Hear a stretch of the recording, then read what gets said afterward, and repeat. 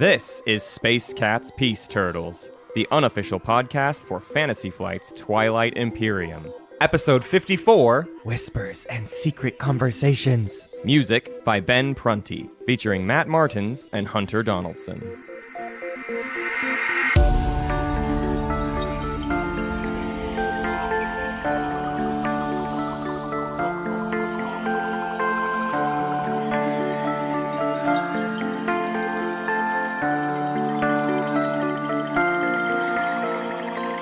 Hey everybody, this is Hunter, and whoa, wait, whoa, hey, whoa,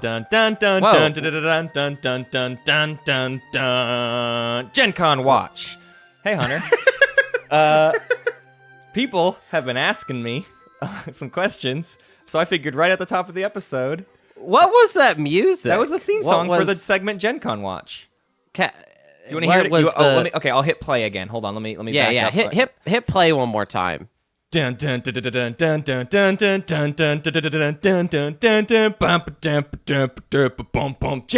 watch. Wow, that was a different take. It was the same exact MP3. I don't know what you're talking about. I don't think it was the same, actually. I think if our listeners go back, they'll find a very different track. But yeah, where's my GenCon video, dummy? That's a good Where's my question. Hey, I want my video, you dummy. Well, you dumb. You know, the more you insult me, the less close you are to having it. This is a real George you're R. R. a Martin stupid situation. dumbhead. The more you then. ask Give about me the my GenCon video, the more minutes I add to the amount of time it takes me to make it. Please, sir, may I have some video? I want to give an update. Here's the update.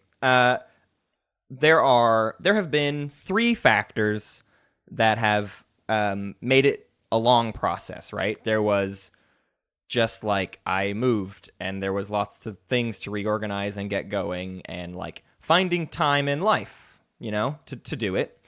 The second thing is a technological one. It's just like, you know, I don't have a supercomputer trying to like get things. I've had some weird issues, honestly, with the edit and like trying to get the footage to cooperate with my computer and with each other and whatnot. And so just trying to like troubleshoot stuff. Hey Matt, I'm frowning. You're frowning. I'm frowning right now. The third thing is the good one, which is the like just figuring out how to tell the story. Like what's the framework of the video? What's the structure of it? And that's the part I'm feeling super, super good about. And honestly, the life stuff isn't really in the way either. Like I'm moved, I'm settled in, and I'm used to my schedule. So like the update is a good update, which is like we're making some serious progress now with the video now that all of the dust is settled. And I feel good about where we're going with the structure of the video.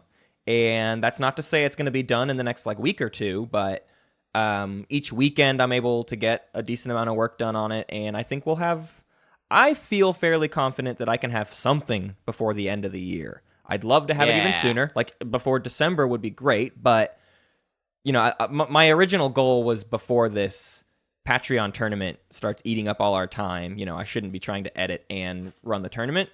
So that's a goal I've set for myself. Whether or not I hit it is one thing, but like I wanted, you know, all the listeners to know that's sort of what we're aiming for is if we finish signups for the Patreon tournament on October 31st, and then we spend, you know, probably a week getting everyone to officially, you know, register for it and then scheduling it. Like, we're not really starting games for the tournament for a while. Maybe December. I don't know. It's really hard to say. It depends on how easy it is to schedule these games. But, like, that's about when I'm trying to have the video done before. So that then we can just run TTS Patreon games, you know, kind of as the next full-time thing. So that's the goal. Felt like everyone deserved to hear some information rather than people ask me on Facebook and on the Discord and stuff, and all I ever say is like, yep, I'm working on it. And that is sort of still what I'm saying, but with more specifics. So hopefully that tides you over until the next GenCon Watch update. Is it fun, like, sifting through all the footage with me in it? Is there any good me stuff that you found? It's really funny that you asked that because the current edit I have, the very first shot is you being a total idiot in front of the camera. What am I doing? You're just flirting with the camera like a stupid dingus. So that's fun. Well, good. But let's let's get into some episode. Do we have an episode? Yeah. Today? So first we have some errata. We're gonna start with errata. Do I have to do the transition music? No. Here I'll do the music. Okay. It's. Hey, wait a second. That sounds like I haven't sent you the GenCon watch file yet, and yet you are clearly playing it on your desktop.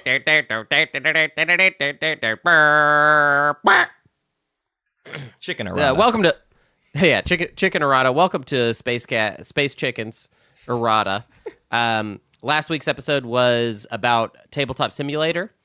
Which is obviously something that we're looking at really closely with the tournament coming up. Mm-hmm. And do we just want to chomp right into it? I think so. The reason we're doing the errata up top is we sort of put the call out last week, right? Because we were just like, we are not TTS experts, and we want to hear what people have to say about TTS, right?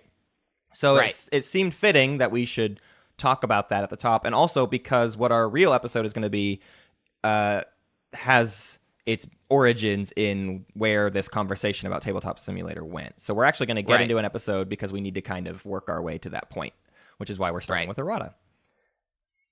All right, so first one's from Wicket TI. TL? TL. Yeah, Wicket TL. Oh, I'm sorry, Wicket.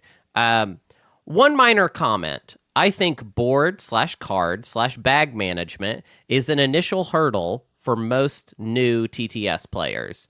I've misplaced my planet card. I think I dropped my technology deck into one of my bags. Where did my race sheet go?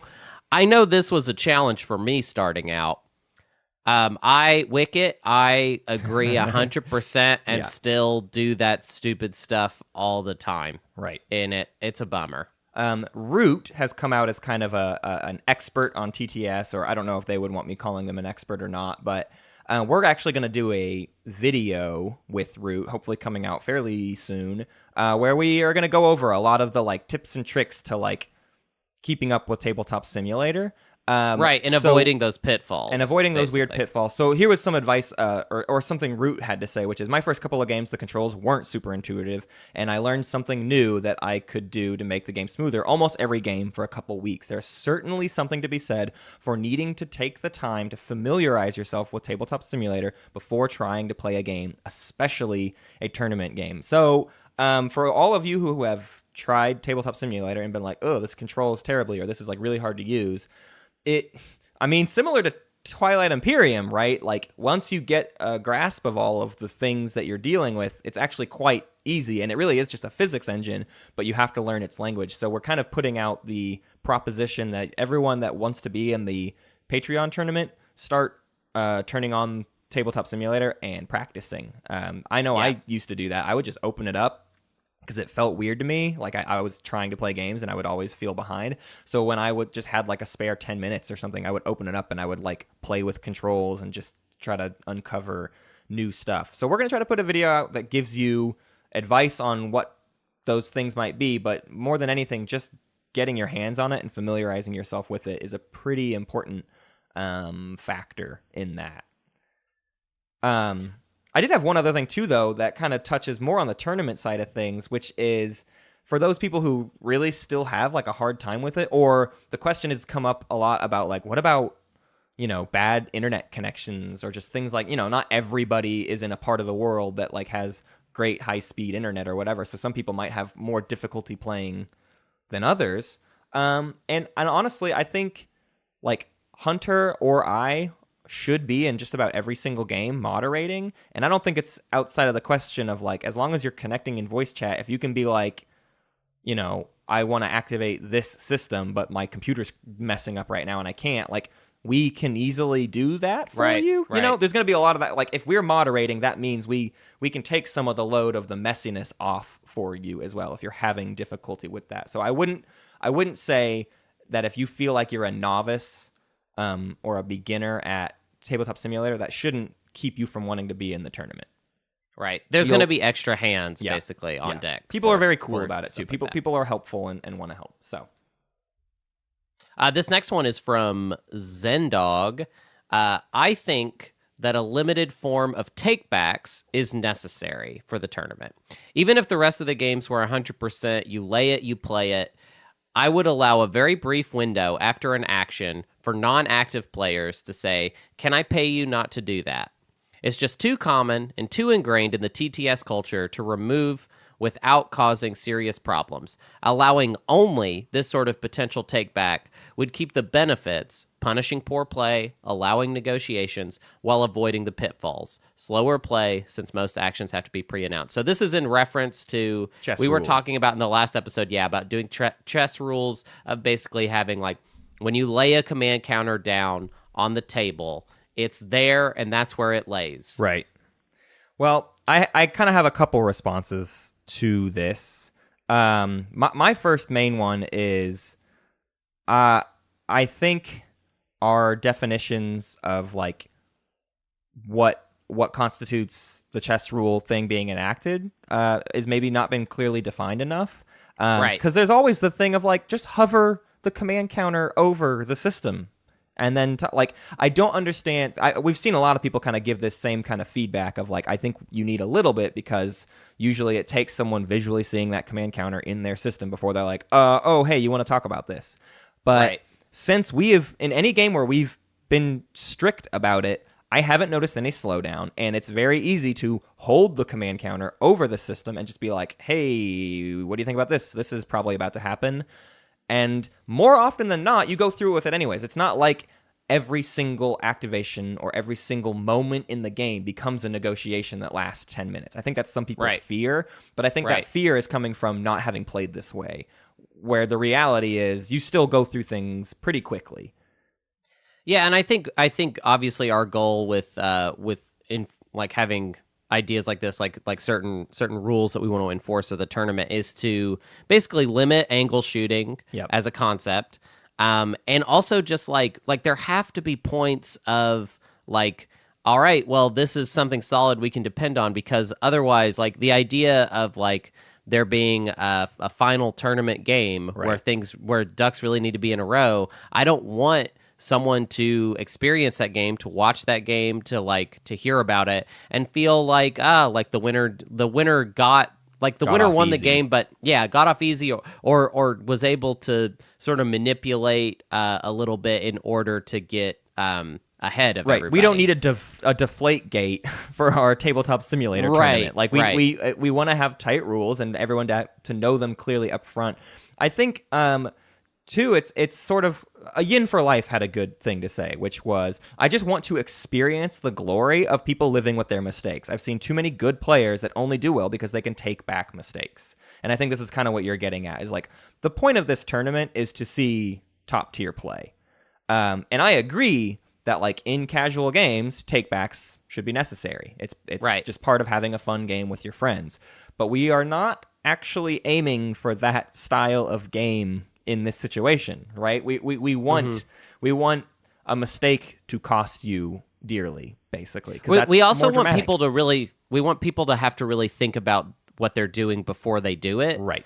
And having a culture that's like a little more easygoing and like take backy is like really fun when you're playing with your friends, and I totally get it. And I think especially early on in Twilight Imperium, if I had played with somebody that tried to enforce this rule, I would have been like, no, this is just for fun. This game is way too complicated for you to do this. I totally get all of that. But what we're looking for is a vibe, a tournament vibe, meaning that like that you have to go with those things. And at the GenCon tournament, it's very easy for everyone to mentally tap into that. Like, when you are a part of a tournament, your brain goes, I should take this more seriously. When you play casually with friends, you're just like, I activate this system. Well, I have 4 PDS there. Oh, crap. Right, of course. No, I don't want to activate there. That would be stupid. Those sorts of things are like what I feel like happens in a lot of games, and that's what I'm looking to force you to have to like deal with in your own head. Like, you need to have already planned that out and know, what's going to happen. I also just wanted to say that we're trying to not only run a good tournament, but like deliver some good games, and so picking these certain points of like, we're going to stand by this, is really as much about rules as it is about drama. Right. About the game having a certain level of stakes to it. Right. We want to, be able to show these games or good moments from these games, especially like when it comes to the championship game, like that's going to be, you're going to see that game whenever it happens. And like, we want it to be a dramatic, fun, crazy game. And the only way that happens is, if you have kind of like strictly enforced things like this. Pan RZUW said TI table etiquette just can't be 100% strict. I suggest a rule that says you can only you can do one step backwards during your turn. And I wanted to give pushback against this because I understand the sentiment of like, okay, I activated a system. If I move ships, I shouldn't be allowed to take back my activation, right? But sometimes like even within the move ship step, it's like I moved a dreadnought and a cruiser and another cruiser. Oh wait, you know what? I don't want to take that one cruiser, and instead I want to take a destroyer.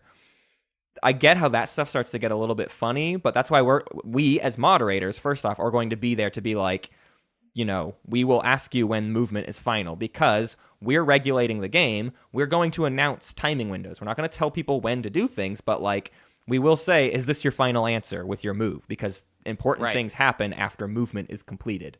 So we're going to try to regulate that sort of stuff. And then beyond that, I don't think you can do a one step back rule because people do things with the intent. Like the scenario I've kind of been sharing is, what if I have Hunter's ceasefire, but actually I don't have it anymore. I traded it to somebody else, but he doesn't know that.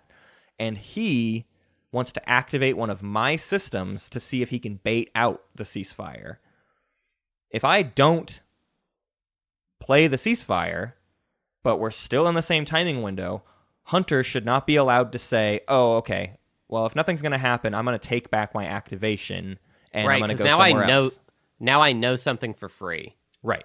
Basically. And I angle shot some knowledge. Exactly. And that's the sort of stuff we're looking to avoid, especially in the tournament. There's the whole thing of just like weird misplays, which you should deal with that, but we especially want to avoid angle shooting and bad etiquette.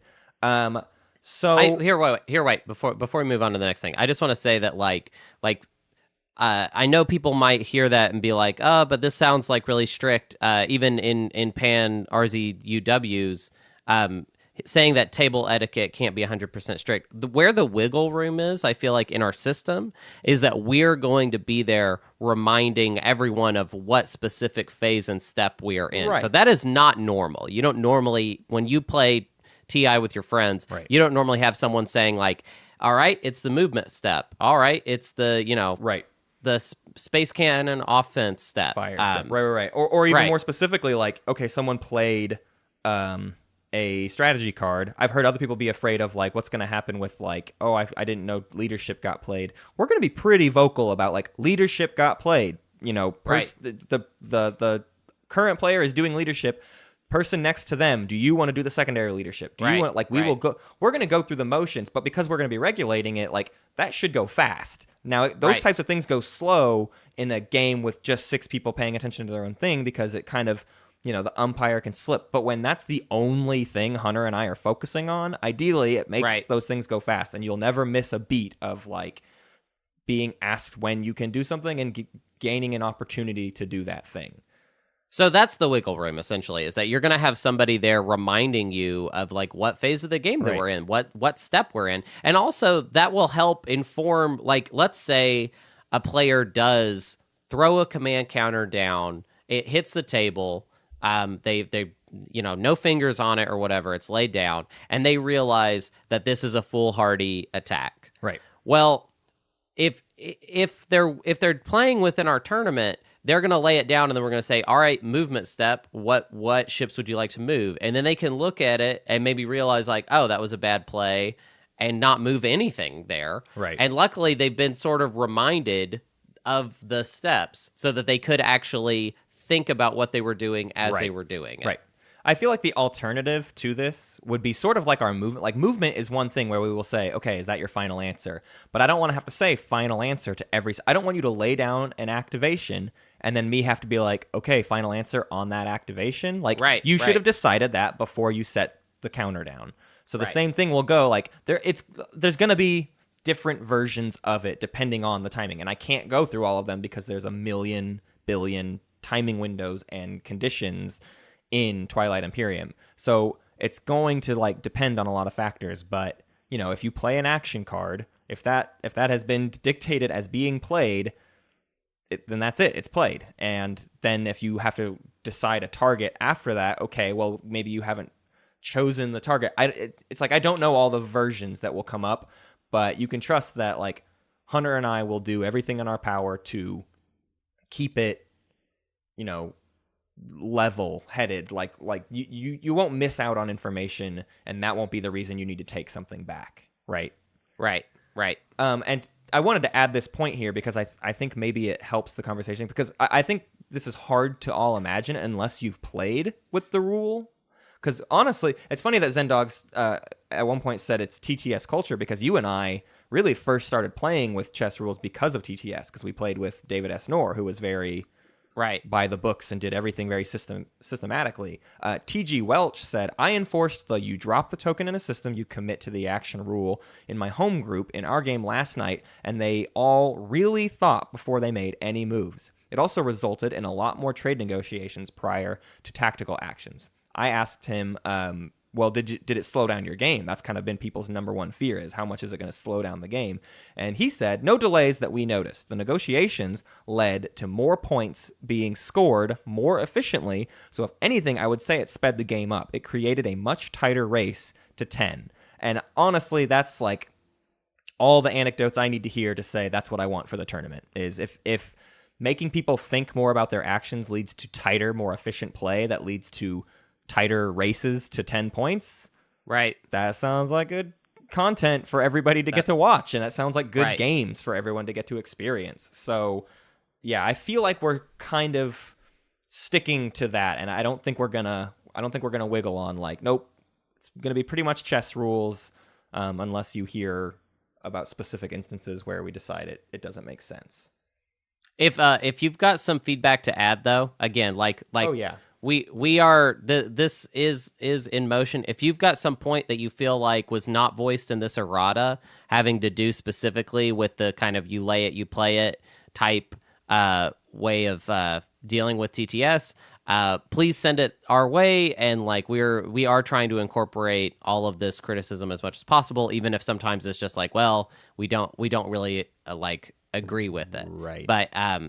But yeah, I think people will be pleased mostly because there will be someone, because we'll be there basically to moderate the game. So you're kind of you're giving up in like, I'm not going to be able to do take backsies. You're going to gain someone really just keeping the game running smoothly, right?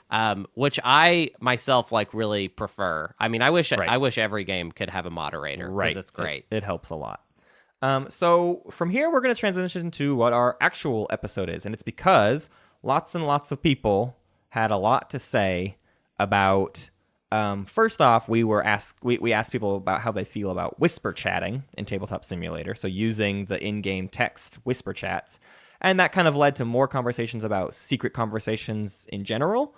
So it seemed like we needed to talk about this, and Hunter and I have... Matt, we do need to talk about this. Matt, if you could step away from the podcast for a moment. Sure. We and Matt are going to have a real quick conversation, and we're just going to step into another voice channel real quick. And see ya. And then we'll be back, and you won't even know we've been gone, but we'll come back with some new information. Right. Well, Hunter, I don't think that was a good idea at all, and I disagree with your proposal completely, and so because of that, I'm going to activate your home system, and this conversation is over. I actually found out everything I need to know. The conversation had nothing to do with that in general. I just wanted to know what you were going to do about Alex. Anyways. So Hunter and I love secret conversations in general, and we have found out that a lot of people... don't.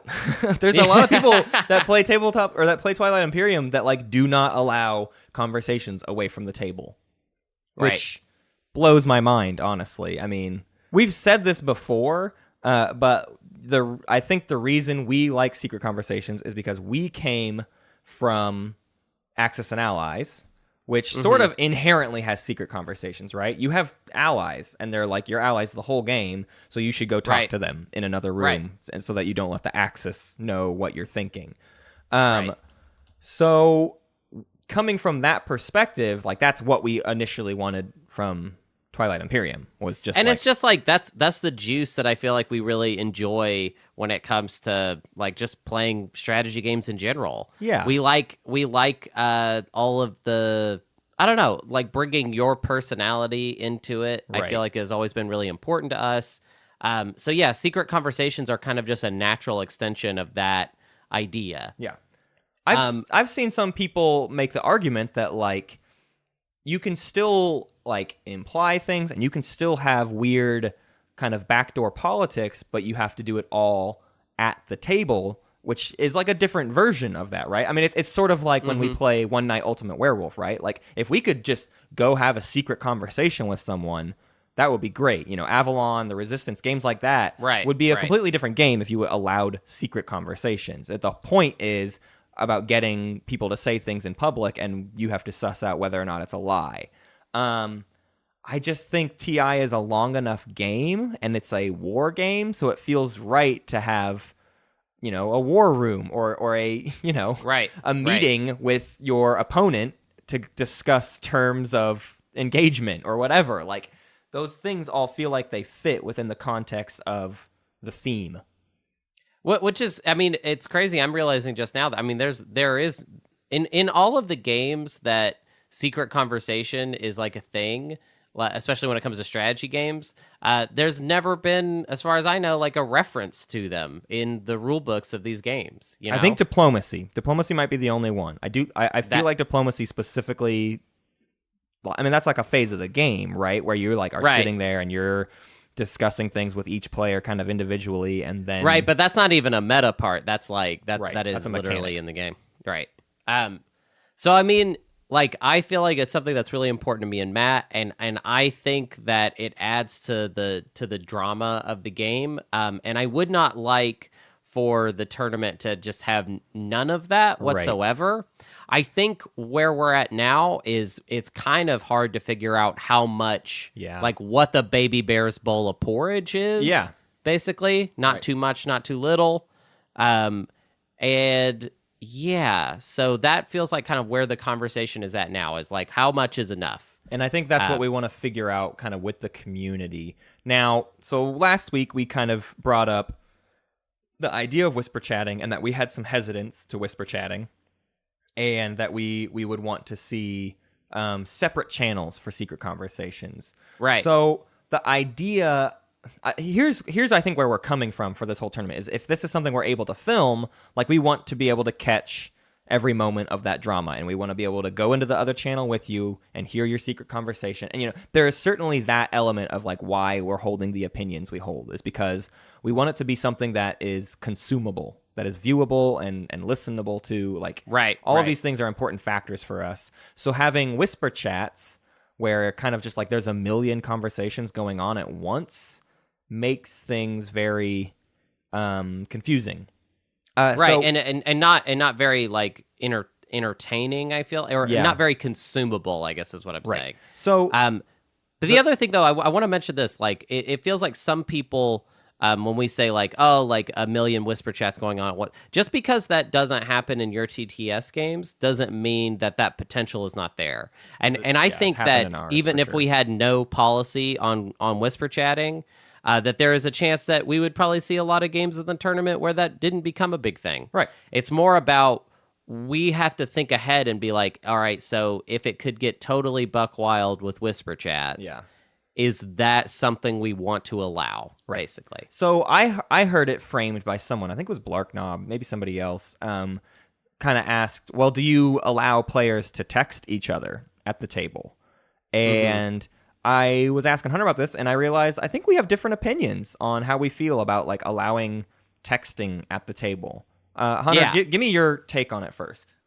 So I feel weird about texting at the table. It feels like I just feel dirty about the idea of like getting to communicate outside of the game and the players have no knowledge of it whatsoever. What I love about going into the other room is that there is it's still almost within the bounds of the game, because the players all get to know that these two players have gone away. You literally get time, if you're not involved in the secret conversation, you get time to look at their area and probably imagine what the conversation is about. Right. And then that kind of influences maybe your strategy or your opinion, and you get to kind of incorporate that and think about that. And then the players that are choosing to have the secret conversation, there's an opportunity cost there, a calculation that they're making, which is that, all right, well, this is serious and I need to talk to this other player about this. But I know that then everyone else will know that we're having this conversation, basically. Right. And I agree with all that. However, I feel like I leave wiggle room for myself. I mean, I know that there were games where Doug and I texted each other. I know that happened for sure. And we discussed like how to come to terms about some sort of argument or whatever. We could have just as easily stepped into the next room, but it was, if it's just like a quick question or something, I don't know. Those are the types of things I feel like come up. But I agree with your sentiment, and I agree with where you're coming from and like why that's a problem. The thing that I've seen some people propose, and this is more in reaction to whisper chatting, but the context changes is if you have to announce who you're whispering to or who you're texting to. And I know you have some thoughts on even that. So like, what if you had to tell someone like, hey, I'm texting Doug right now. We're not going into the other room, but I am texting him, et cetera. Like, does that solve the problem for you? I think it's a lot better. Like I definitely prefer that to then just like the Wild West of like of people just going wild on the keyboards. I know it's really crazy when you play TTS and you can just hear like just people typing a lot. It's completely insane. It happens. It's crazy. What I don't like about this solution though is has less to do with like a rules way of thinking and more of a broadcasting way of thinking. Because if two players go off into a separate voice channel, I realize that might sound like kind of clunky to people. What's attractive to me as running the tournament perspective would be that then me or Matt could also go listen to that conversation. Right. And me and Matt would never, ever betray information like that to the players. It's safe. I think it would, especially if this tournament gets going and is really fun, like that kind of stuff is going to be sacred to us. Right. But we do, like, if we're going to try and tell the story of these games, we kind of want to know all the details. Right. So I feel like this solution, if the community really likes the solution, I am totally cool with it, because I feel like it does accomplish everything of what I want, which is just like I want the players to know that there is a conversation happening, that because that's normally when you encounter this type of play, that's the context that you get. So most people, I think, if they have secret conversations in their group at all, it probably functions somewhat like this. Yeah, I think there's an interesting point in there too, though, about how it changes the game stylistically, because I know how I play when I play on Tabletop Simulator and we allow whisper chatting, which is I talk to everybody constantly, and I share information, and sometimes it's a lie, and sometimes it's not, and sometimes I'm just trying to like gain it. Like I'm constantly talking. And Hunter, you've kind of expressed the opinion that like you don't like that because it feels like a different game. And so I'm curious what other people feel about it too. And I agree that it is a different game. And so when we're trying to do this Patreon tournament, what game are we wanting to feature? And I think that's the big question we've been trying to answer is like, yes, you can do whisper chatting and it adds these really interesting elements. But at the end of the day, what do we lose from that? What kind of game? How does it change what we're getting out of it? And I think I agree with the idea that it takes away from being able to relate it to most people's experience with the game, which is in person with, at a kitchen table with other people. And TTS with whisper chatting is a completely different strategy game. And maybe that's not what we want our tournament to be about. I mean, a lot of Twilight Imperium, a lot of the spirit of the game is open information. There actually is not a whole lot of hidden information in the game, and a lot of the hidden stuff feels very deliberate. Right. And I feel like with TTS whisper chatting gone wild, it's so much hidden information that it just feels fundamentally different. Right. Well, because I think the worst I've ever seen it is where people really do stop talking above the table. Completely. Yeah, And- they're and- just and like, it there's becomes- no table talk I don't at think all. it slows things down, but I think it is still like now everyone is only having secret conversation, and that is a different game. When you only ever have secret conversations with every other player and nothing ever gets said above the table, that's not Twilight Imperium. That's like a weird. It's a fun game, and I love it, but it is not the same thing that we're trying to capture. Hunter, you brought up something that I wanted to do a public service announcement about. Right. And this is, I'm not even sure if I'm right on this. And this is sort of putting the call out because I know every time I see this brought up, I see very different opinions on it.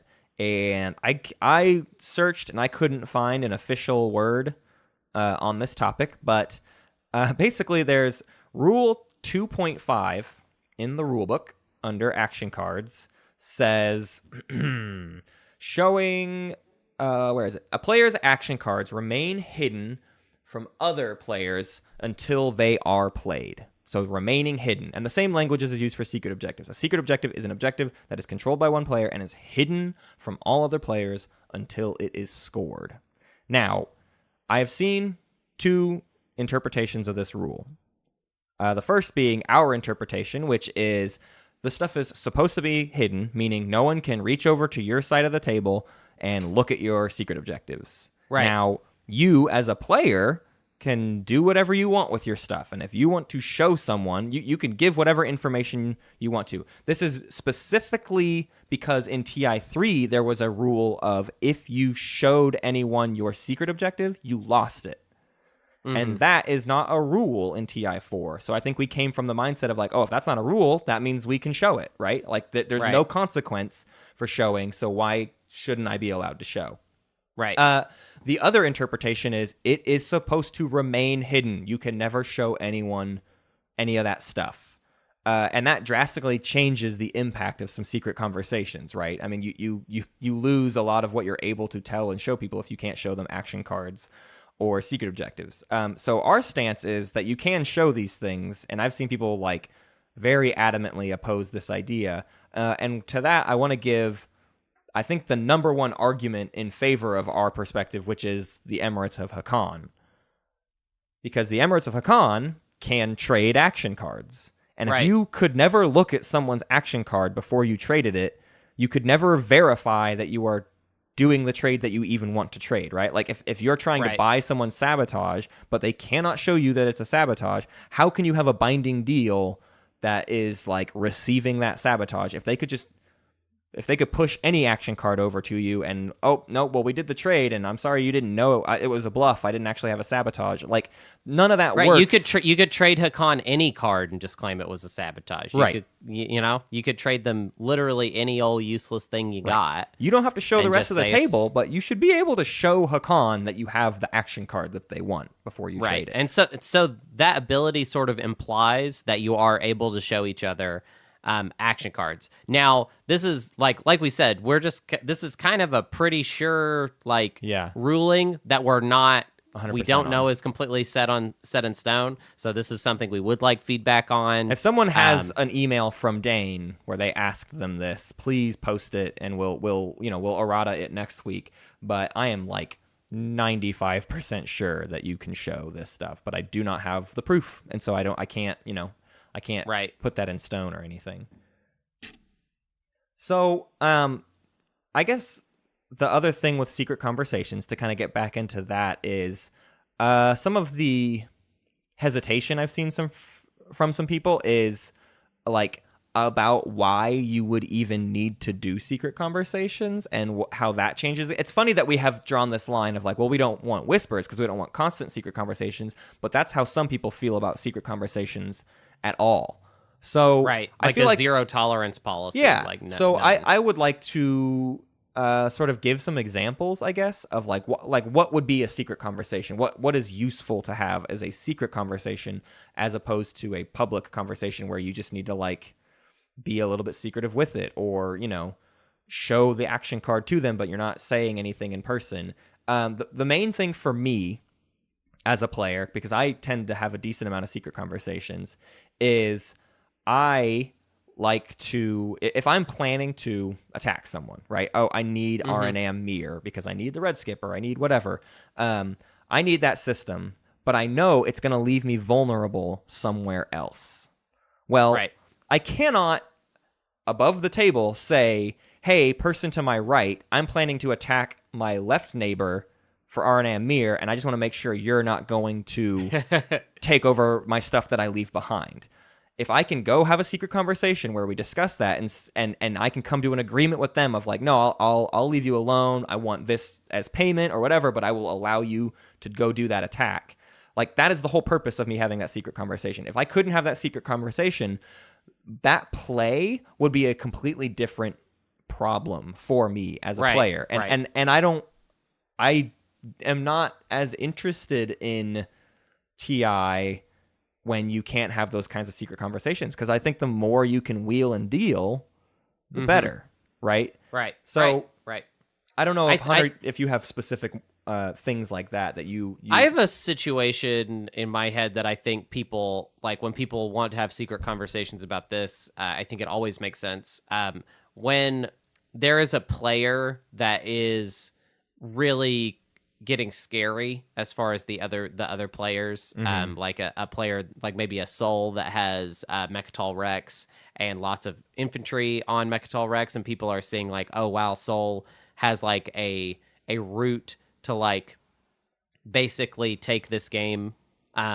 It might be necessary to step away from the table in order to talk about how to you deal with as them. several players are going to have to deal with that. Because like we've talked about it before, there are just several types of like strategies that if a player does it, it's hard to beat them on your own. Like Right. it just really is. Like, how do you remove 16 Spec Ops 2 off Right. of Mechatol Rex? Right. Like, there are ways to do it, but it seems like it's something that would be really difficult to do as one player by yourself. Right. Yeah, I agree. I feel like another big one too is like, if you are, I don't love this sort of play, but it certainly happens where it's like, hey, I want to accomplish this objective, and you specifically are in my way, and I would love to find a way to trade, giving you access to an objective, but I can't announce what that objective is because then someone else might be able to get in there and block me too. So I want the timing of it to work out where like I take the fourth cultural planet from you and I let you take a hazardous planet from me, and nobody else gets to do anything about it because we didn't let everyone know that that's the swap that we're doing.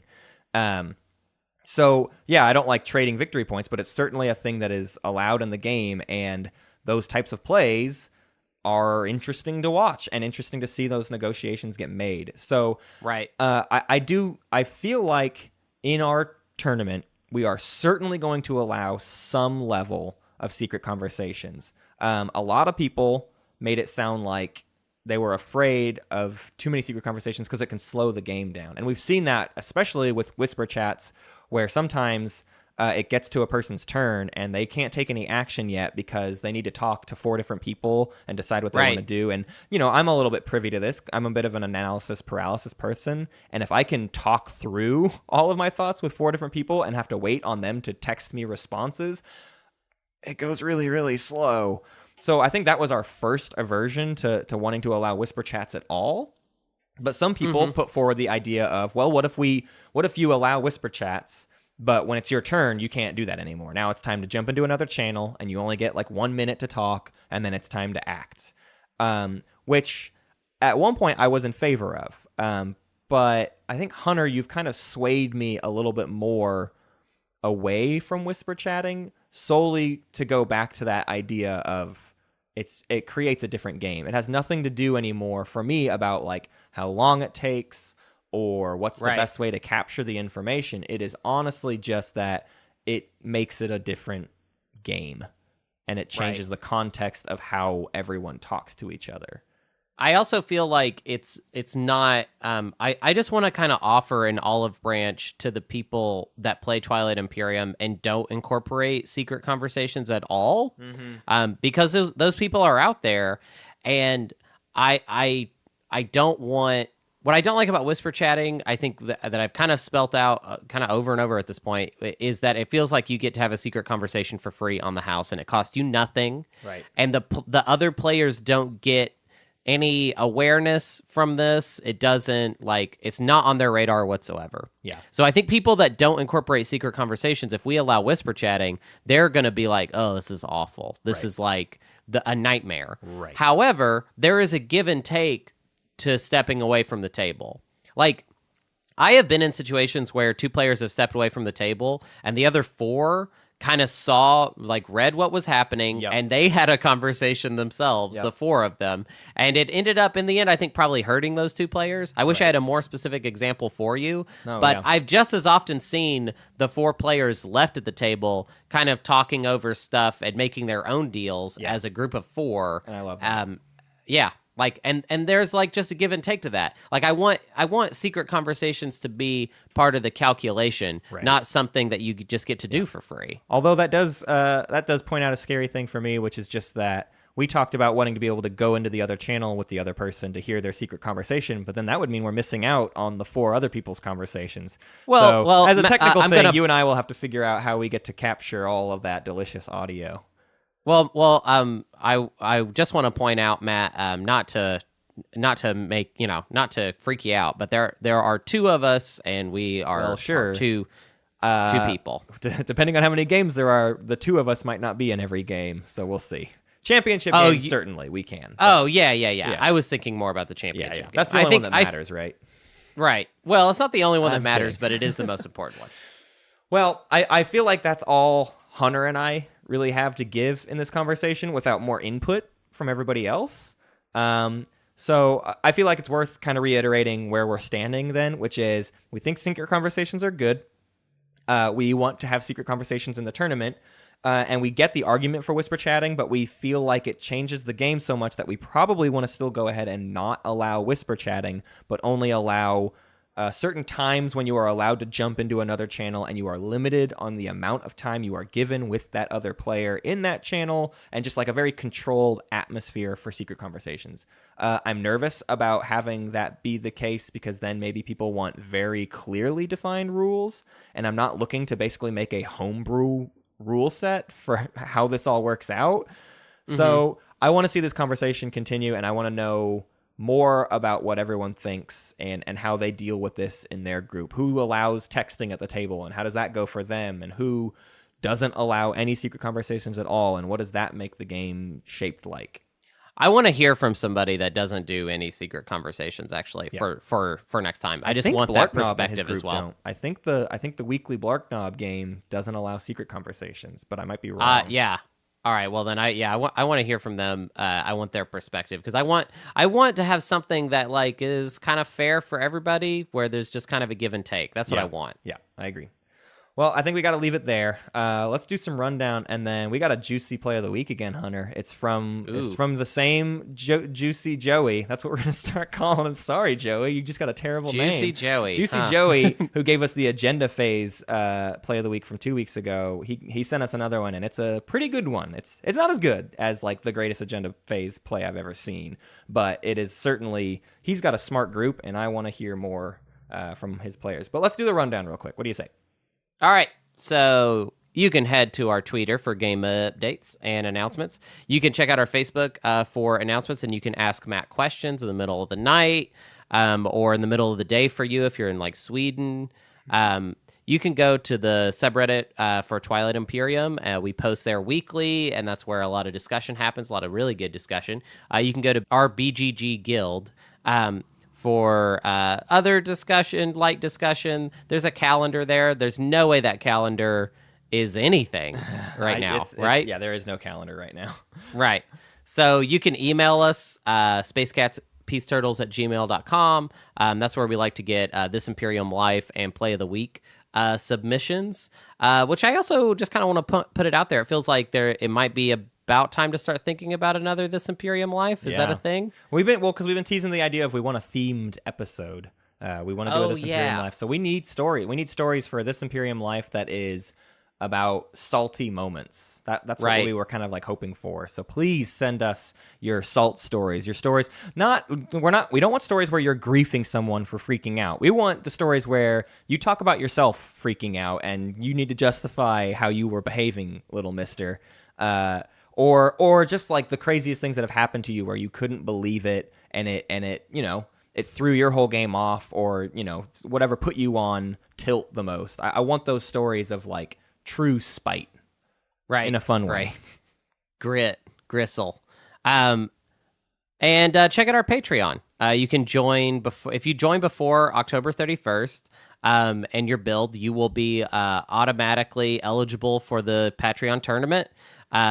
And there are other benefits. There are a lot of really great benefits. The Space Kitties basically all get their own episode. Goodyan Brotherhood and above get to play games with us. Which, for Goodyan Brotherhood, we're planning to make November a good month for Goodyan Brotherhood games. So if you can hit us up, we're going to start sending messages out. But we want to find dates to hit everybody up. So this is kind of your public announcement of let's find some days to play some games together. What do you say? Yeah.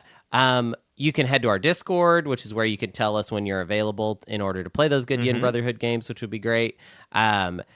Please rate us on your podcast app of choice, especially Apple Podcasts /iTunes.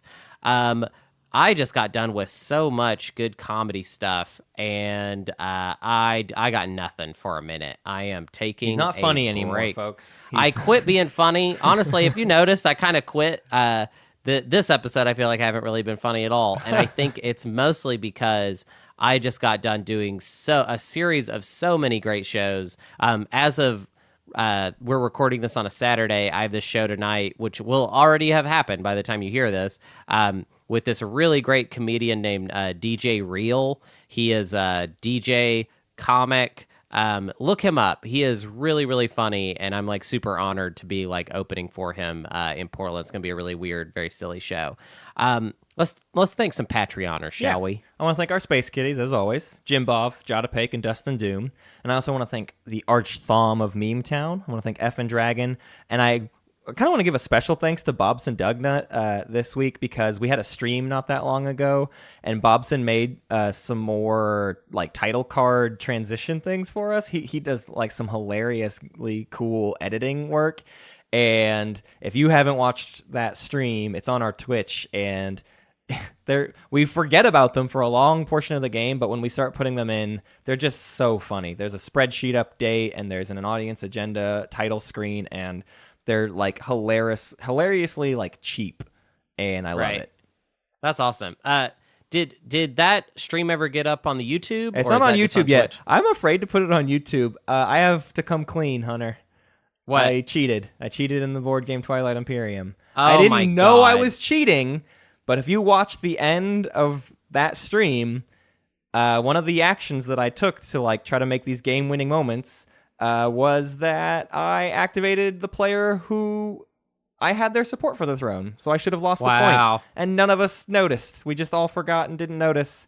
I have my defenses of like I probably still would have won even without that, but you can never know, and I'm a horrible, horrible, dirty cheater. And I'm sorry. So yeah, no, you have to put it up, and I have to put it on YouTube now and get chastised forever in the comments section. Yes. All right, deal.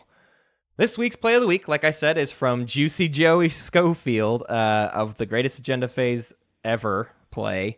So this one is, it was our friend's first game. It's a 6-player game, and we warn him that obviously it's unlikely that he'll win. I sense foreshadowing already. Mm-hmm. Hakan he plays as Hakan. He chooses Hakan in his first game, and Hakan plays annoyingly nice. As it's his first game, and because he's so non-threatening, we hardly curtail his mastery of trade. In the entire game, he takes one single offensive activation, Mechatol Rex, in the second to last round. The only systems he controls are his home and a straight line to Mechatol Rex. As myself as Sar, with Diplomacy, I only need to get to the end of the round to have a virtually guaranteed win. I have 8 points and a 2-point tech objective ready to go. I don't need to keep my home, and I can't be eliminated in my chaos-mapped asteroid fields. Necro, with Leadership and 6 points, appears to have a slim chance to at least catch up.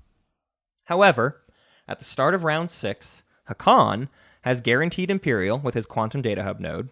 He's at 9 victory points. If he continues to hold Mechatol Rex on his turn, he'll win with Imperial. If he loses Mechatol Rex but keeps his home system, he will score the last remaining Stage 1 objective with Imperial. If he loses Mechatol Rex and his home system, he may be able to retake 1 and score Imperial on that same turn because he has fleet logistics. And if all of that is still prevented, Hakan can initiate and win a combat against the holder of the Shard of the Throne. In other words, the table must carefully take and keep both Mechatol Rex and his home system before his first turn. Nevertheless, we accept the challenge. The entire table agrees to a plan. Necro and I are to take Hakan's home. The remaining 3 players have to plan to crash like waves onto the beaches of Mechatol Rex.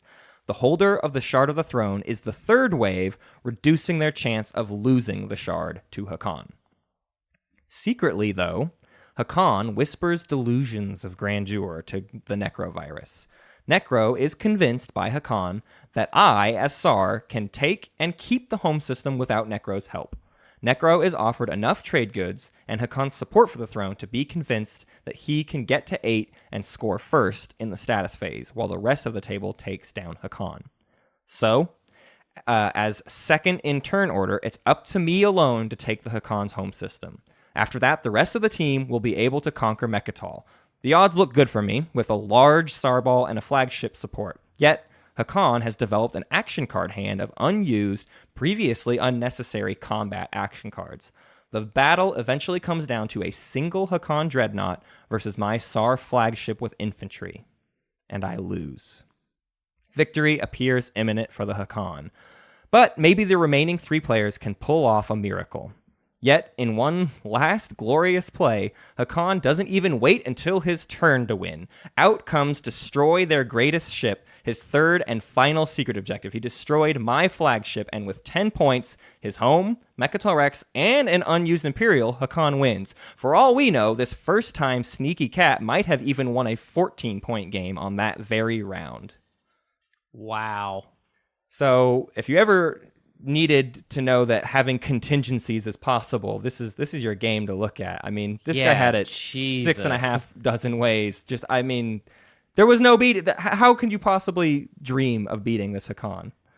I liked the way that story was told because it made me feel like actually the Hakan was going to lose, and that's what the play was going to be. And the surprise after that was like, no, Hakan. Not only did Hakan win, but Hakan had like everything figured out. And also the best, I think my favorite part is that he didn't even win the way he probably was planning to win. Or actually, no, I want to point this out. The Hakan is a genius, and that's why this is a valid play of the week, because Hakan is the one that convinced the Necro not to stage an attack, because the Hakan knew that he was going to get attacked by Sar and said, as long as Necro doesn't attack me first, I might be able to kill that flagship and end it all right now. The Hakan knew what was getting sent at him and managed to pull it off anyways. So that's really great. The play of the week is convincing Necro to not be a part of the attack and being able to win because he knew he could take Sar. That's such a good play of the week for this week. It's literally, like you can't do it without a secret conversation. Right. All right. Secretly, Hakan whispers delusions of grandeur to Necro. Like that is. Do you want the game to not have that at all? I want it. It's got to have that, right? It's got to have. Come on. It's got to have that. Well, Matt, I think it's time for us to go have another secret conversation for a week. and then we'll be back. I'm actually cutting you off, and you've already filled my head with too many lies. I'm not going to believe it anymore. I'm going to go have a secret conversation with every single other player at this table individually, and it's going to take the entirety of the next week before I come to a decision about what my turn is going to be. Oh, okay. So enjoy sitting at the table by yourself. Okay, well, I just sent you a text. Thank you for listening to Space Cat's Peace Turtles, and thanks to Ben Prunty for the use of his music. You can find more at benpruntymusic.com and benprunty.bandcamp.com. Pax Magnifica, Bellum Gloriosum.